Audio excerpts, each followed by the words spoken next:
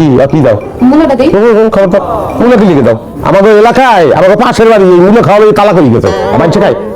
খাইলে পরিবেশ দূষণ হয় শব্দ দূষণ হয় মানুষ খায় গরুতে খায় আচ্ছা মুলা খান লাগবে না তো কচু শাক না না না কোনো কচু শাক চলবে না কচু শাক খাবো লিখবে আবার কি সমস্যা কি আমি কি তৃণমূলী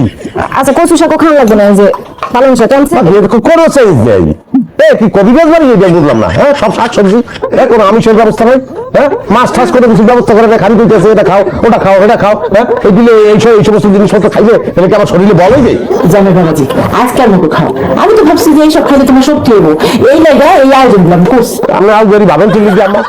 হ্যাঁ জিগেই ভাববেন না তো ভাবেন কারা ফালাইছে নেই আপনি আর আব্বাই খান আপনাকে শক্তি হোক এতক্ষণ ফিরে খালি শুনতেছি কইতেছি না ভাত খানা নবাব আইছে বাংলার নবাব এতই যদি নবাবি নিজে বাজার করে আমি নিতে পারবো নবাবের কোনো দিন বাজারে গেছে সিরাজদুল্লাহ বাজারে গেছে না টিপু সুলতান মাছ বাজারে গেছে কন আপনি ইতিহাস না জানলে কথা বললে এইরকমই হয়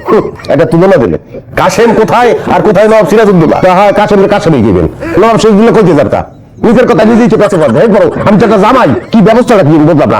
যাই গিয়ে দেখেন কি হ্যাঁ পানির মধ্যে ভুলে ডাল দিয়ে লাগছে এই যে কোনো খাওয়া লাগলো শিশু মাছ আনছেন বাজার করে এই যে খাইলে মাছের উপর অত্যাচার করা হয় কাকিমা যাতো এত কথা না পেঁচাইয়া একটা ডিম বাইজে নিয়ে আয় তবুও মুখটা বন্ধ কর কথা থামা সেই তো আন্ডার কথা কইয়া ঠান্ডা মেজাজ সাথে গরম করিয়ে দিচ্ছে আন্ডা কেন আন্ডা তোমার একটা লিস্ট করিয়ে দিচ্ছি আমি লিস্টটা পারে যাও না তার মধ্যে কবুতরের মাংস তাহলে হাত ছিল আমার মনে আছে কারণ আন্ডা যে বুঝতে হয় আমার আমি বলে আন্ডা খাবো